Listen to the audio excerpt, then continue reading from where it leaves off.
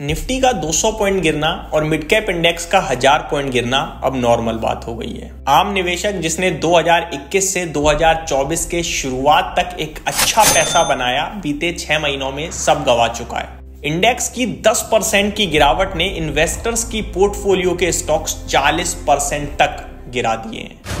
इस बीच में हर एक निवेशक की पोर्टफोलियो में भारी नुकसान देखने को मिल रहा है और निवेशक के मन में केवल एक ही सवाल है, शेयर्स को होल्ड करें या शेयर्स को बेच दें। 3 तरीके का इन्वेस्टर्स का दिमाग होता है दोस्तों। एक जो बाइंग करने के लिए तैयार हो, दूसरा जो सेलिंग करने को कहता हो और तीसरा जो होल्ड करने के लिए कहता हो। दुख की बात यह है, इस समय बाइंग करने के लिए किसी का दिमाग नहीं कह रहा है। या तो सेल कर रहे हैं डर के मारे या फिर पकड़ के रखा हुआ है कि मैं नहीं बेचूंगा, बट खरीदने के लिए कोई तैयार नहीं है। और यही खरीदने का अभाव बाजार को लगातार गिराता जा रहा है। हर दिन हमको लगता तो ऐसा है कि आज FIIs की वजह से बाजार गिरा है, लेकिन शाम को जब FII-DIs का डेटा आता है वहां पे दिखता है कि FIIs ने तो उतनी बड़ी सेलिंग करी ही नहीं है जितना बाजार टूट गया है। फिर एक्चुअली में इस मार्केट को गिरा कौन रहा है? चलिए दोस्तों, शॉर्ट और सिंपल में 3 सवालों के जवाब देने की कोशिश करता हूं जो इस समय मार्केट की लाइमलाइट बने हुए हैं। ये बाजार क्यों गिर रहा है, ये बाजार कितना गिरेगा और निवेशकों को क्या करना चाहिए।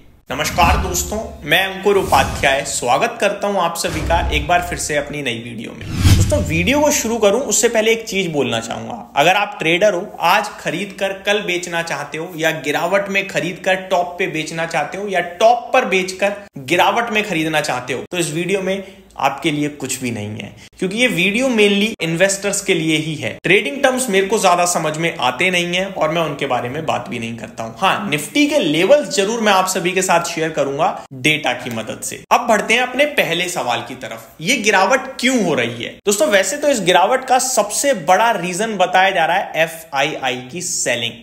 एक्चुअली में वो है भी, बट अगर मैं FIIs की सेलिंग के सामने DIIs की बाइंग फिगर रख दूं तो आई थिंक FIIs की सेलिंग DIIs के बाइंग के सामने काफी छोटी है। तो FIIs बेच रहे हैं बट उसके सामने एक बायर खड़ा है जो है DII। तो आई थिंक ये 1 to 1 है, यहां पे प्रॉब्लम नहीं है। प्रॉब्लम खड़ी हो रही है रिटेल निवेशक की तरफ से। जैसा कि मैंने अपनी वीडियो के शुरुआत में आपको बताया, 3 तरीके के निवेशक होते हैं, बाइंग करने वाले, सेलिंग करने वाले, होल्ड करने वाले। ये जो बाइंग करने वाले निवेशक है ना, ये बाजार से इस समय आउट है। अब या तो कोई बेच रहा है या होल्ड कर रहा है, खरीदार कोई है नहीं। तो जैसे ही कोई सेलिंग करता है वो पैनिक क्रिएट हो रहा है। That's it. ये सबसे सिंपल रीजन है जो मैं आपके साथ शेयर कर सकता हूं, बट अनफॉर्चुनेटली ये हमें और आपको केवल समझना होगा क्योंकि इसका डेटा कहीं भी उपलब्ध नहीं है।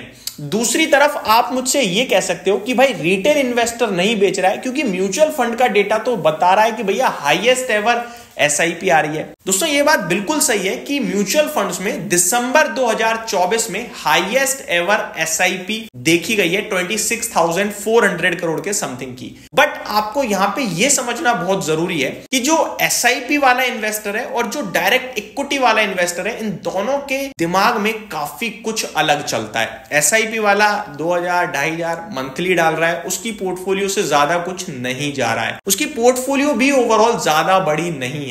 अगर वो 3 साल से 2,000 रुपए की लगातार SIP भी कर रहा है तो 24 या 72 यानी 72,000 की उसकी ओवरऑल पोर्टफोलियो है। अगर वो 20% लेस भी हो जाए ना तो उसको फर्क नहीं पड़ेगा 14,000 से। लेकिन रिटेल इन्वेस्टर, उसने अपने राशन का पैसा तक शेयर बाजार में लगा दिया था थोड़ा बहुत कमाने के चलते, इसलिए ये पैनिक कर रहा है। दूसरे कारण की तरफ आए तो एक डेटा ड्रिवन रीजन मिलेगा, खराब GDP, खराब अर्निंग्स। लेकिन ये दोस्तों पास्ट हो गया। Q2 में खराब GDP थी, Q2 में खराब अर्निंग थी, Q3 की स्टार्टिंग TCS ने अच्छे नंबर्स के साथ करी है और जितने अपडेट्स आए हैं वो भी स्लाइटली पॉजिटिव साइड पे ही आए हैं। तो आई थिंक खराब अर्निंग और खराब GDP Q3 में तो नहीं रहेगा। तो ओवरऑल अगर मैं देखूं तो ये गिरावट इसलिए हो रही है क्योंकि रिटेल बेच रहा है और बाइंग करने के लिए कोई तैयार नहीं है। सेंटीमेंट्स खराब है और ये मेरा पर्सनल ओपिनियन है क्योंकि ये मैं डेटा की मदद से प्रूव नहीं कर सकता। अब बढ़ते हैं अपने दूसरे सवाल की तरफ। ये गिरावट कितनी होगी,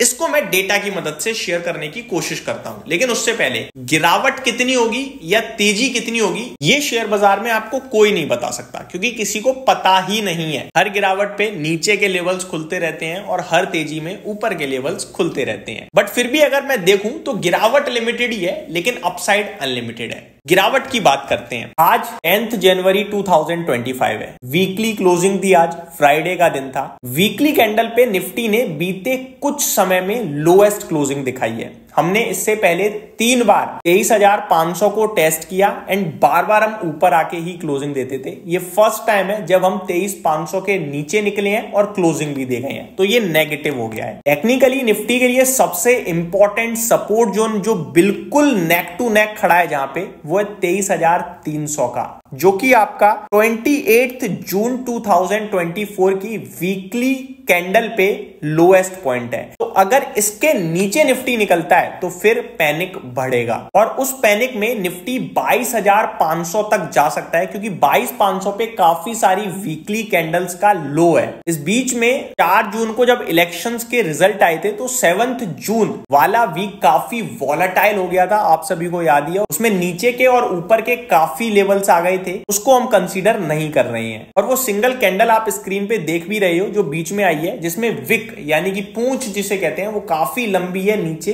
और बॉडी बहुत छोटी है, क्योंकि 4 जून को निफ्टी ने लोअर सर्किट दिखाया था एंड एट द एंड काफी ऊपर बंद हुआ था। तो कितना गिर सकता है अगर मैं डेटा की मदद से देखूं तो 23,300 अगर ब्रेक होता है तो 22,500 तक की जगह खुल जाएगी, यानी एडिशनल 800 पॉइंट्स। बट ये निफ्टी है दोस्तों, असली प्रॉब्लम आ रही है स्मॉल कैप और मिड कैप में। स्मॉल कैप 100 इंडेक्स की बात करूं तो 17,645 पे क्लोजिंग आई है आज, और इसके सपोर्ट प्लेस्ड दिख रहे हैं मुझे 17,400 के समथिंग, यानी कि यहां से 300.2% होता है, पास में ही है सपोर्ट। इनके 17,400 ब्रेक होता है तो 16,500 का अगला लेवल है स्मॉल कैप इंडेक्स में, जो कि काफी डीप हो जाएगा। मिड कैप का भी ऑलमोस्ट सिमिलर हाल है दोस्तों। ऊपर में अगर आप देखोगे तो लगभग ट्रिपल टॉप टाइप फॉर्मेशन करके नीचे आया है, काफी हैवी गिरावट देखने को मिली है। और ये जितनी भी कैंडल्स आप देख रहे हो, ये एक वीक की एक कैंडल है दोस्तों, यानी वीकली कैंडल है ये। मिड कैप इंडेक्स की बात करूं तो बिल्कुल अपने सपोर्ट पे ऑलरेडी खड़ा है। ये 54,043 का मिड कैप इंडेक्स का सपोर्ट है एंड 54,585 की क्लोजिंग देखने को मिली है। अगर ये लेवल टूटते हैं, यानी 54,000 के लेवल्स टूटते हैं, यानी 1% और मिड कैप इंडेक्स में यहां से गिरावट आती है, तो फिर अगला लेवल काफी नीचे का देखने को मिल सकता है दोस्तों, करीब 49,000 तक के, जो कि ऑलमोस्ट यहां से 10% हो जाएगा। तो ये लेवल्स के हिसाब से मैंने आप सभी के साथ डिस्कस किया कि कितना और गिर सकते हैं। अब सबसे इंपॉर्टेंट सवाल, इन्वेस्टर्स क्या करें। वर्स्ट केस सिचुएशन में चलते हैं। सबसे पहले 10% इंडेक्स और गिर जाएगा, लेकिन उसके बाद क्या?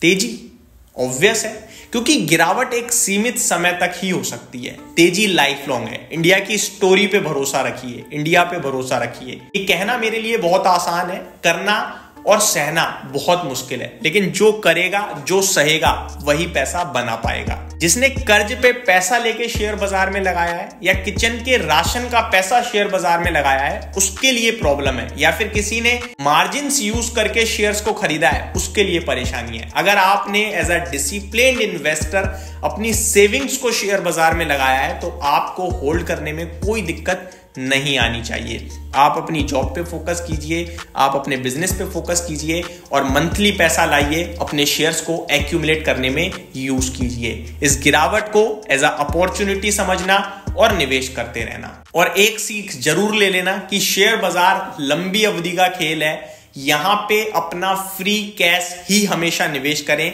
छोटे मोटे समय में आपको जल्दी जल्दी पैसा बनाने की अपॉर्चुनिटीज मार्केट काफी बार देता है, लेकिन जब छीनना शुरू करता है ना, तो सब छीन लेता है। तो छोटी अवधि के लिए नहीं, लंबी अवधि के लिए आइए, फ्री कैश लेके आइए और अपनी वेल्थ क्रिएशन पे फोकस कीजिए। उम्मीद करता हूं ये जानकारी, ये डेटा आपको पसंद आए होंगे। Thank you so much for watching this video. जय हिंद दोस्तों।